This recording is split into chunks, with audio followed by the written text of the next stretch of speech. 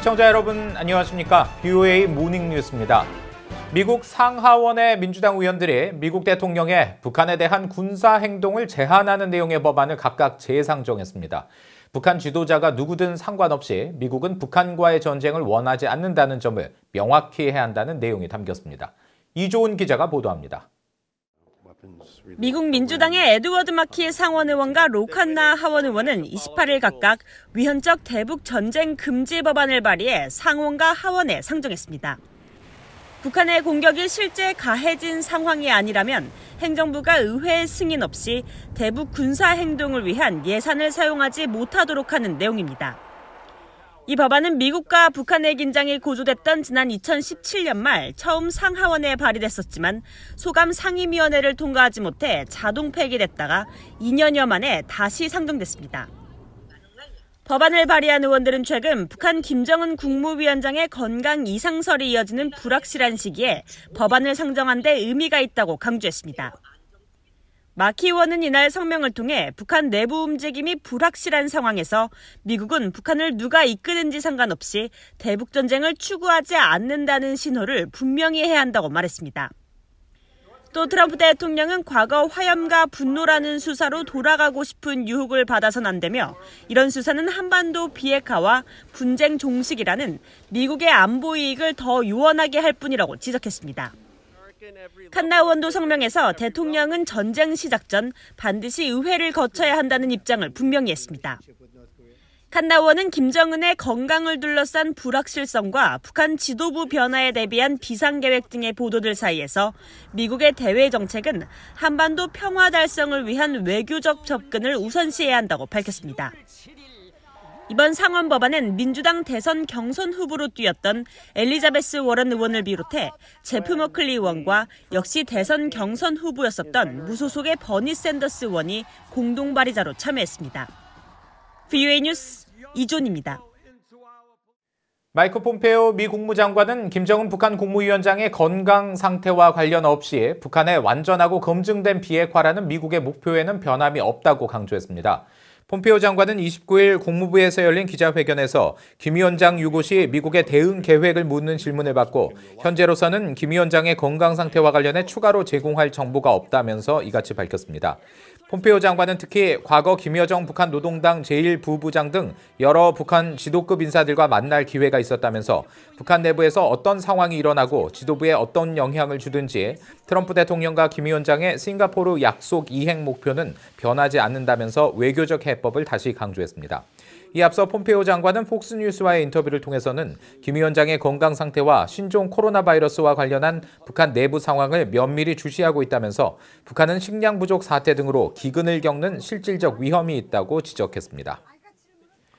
건강 이상설 속에 북한 김정은 국무위원장의 활동 모습이 계속 공개되지 않으면서 실제로 김 위원장 신변에 이상이 생길 경우 다음 권력 승계는 누가 될지 여러 예상이 나오고 있습니다. 여동생인 김여정 노동당 제1부부장과 함께 삼촌인 김평일 전 체코 대사가 거론되는데 가능성은 있지만 한계가 크다고 전문가들은 분석했습니다. 서울에서 한상민 기자가 보도합니다. 한국 국회 입법조사처는 최근 북한 노동당 정치국 회의와 최고인민회의에서 김여정 제1부부장이 정치국 후보위원에 제임명된 것에 주목했습니다. 김 씨 일가의 이른바 백두혈통 통치 기반을 강화하려는 것이라며 김여정에게 공식 후계자 지위가 부여될 수 있다고 전망했습니다. 김 제1부부장이 올해 초부터 직접 한국과 미국을 향한 담화 발표 등 당 중앙 역할을 하고 있다면서 최근 김 위원장의 건강 이상설 속에 김여정 제1부부장이 주목받고 있다고 전했습니다. 반면에 김정일 위원장의 삼촌인 김평일 전 체코 대사도 거론됩니다. 지난 한국 총선에서 국회의원으로 당선된 태영호 전 영국 주재 북한 공사는 최근 한국 언론을 통해 북한 체제를 지탱해온 60, 70대 세력들에게 김여정은 완전히 애송이라며 김평일 전 주체코 북한 대사를 주목할 필요가 있다고 말했습니다.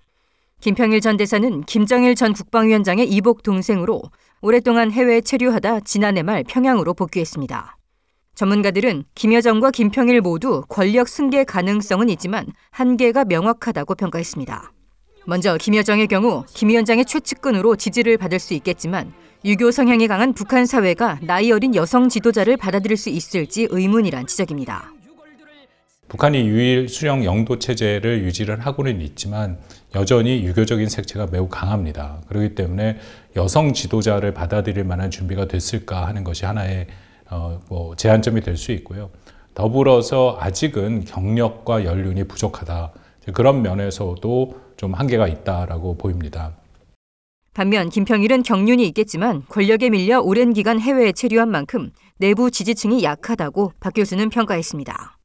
쿠데타 등 급변 사태가 벌어지지 않는 한 김평일이 북한 내 권력을 잡긴 어려울 것이란 분석도 나왔습니다. 혹시라도 반 김정은 쿠데타가 났다든지 어떤 민중 봉기가 났다든지 안 그러면 중국이 의도적으로 김정은 정권을 무너뜨린다든지 이럴 때 그러니까 자기적으로 김정은 정권을 축출할 때 이럴 때 대한 세력은 될 수 있겠죠. 대한 인물이 될 수 있겠죠.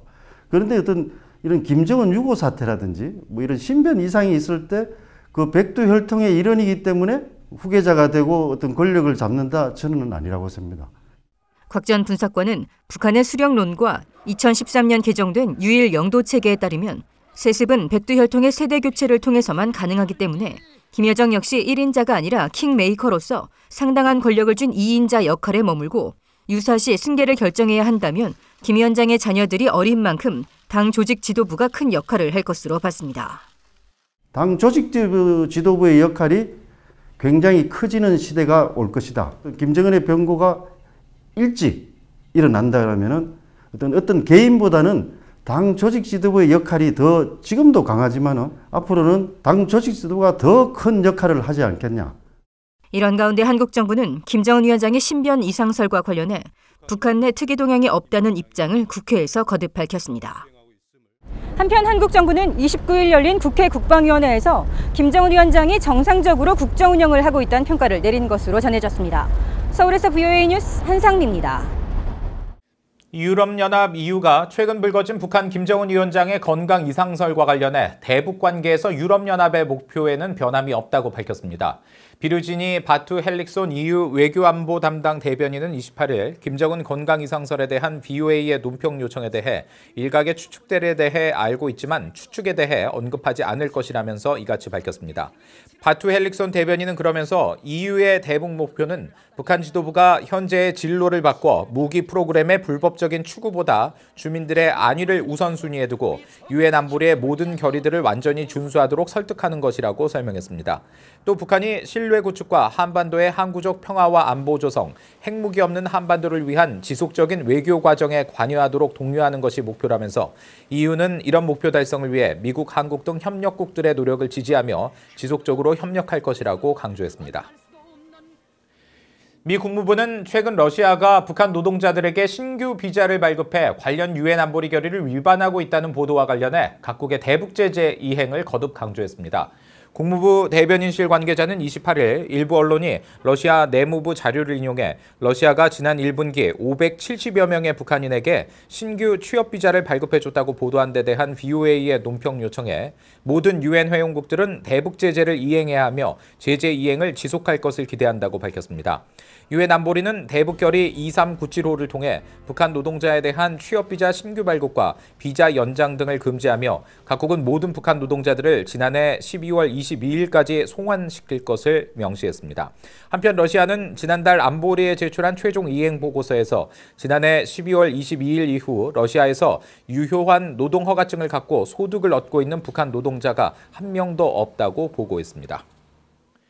이상으로 VOA 모닝 뉴스를 마칩니다. 시청해주신 여러분 고맙습니다.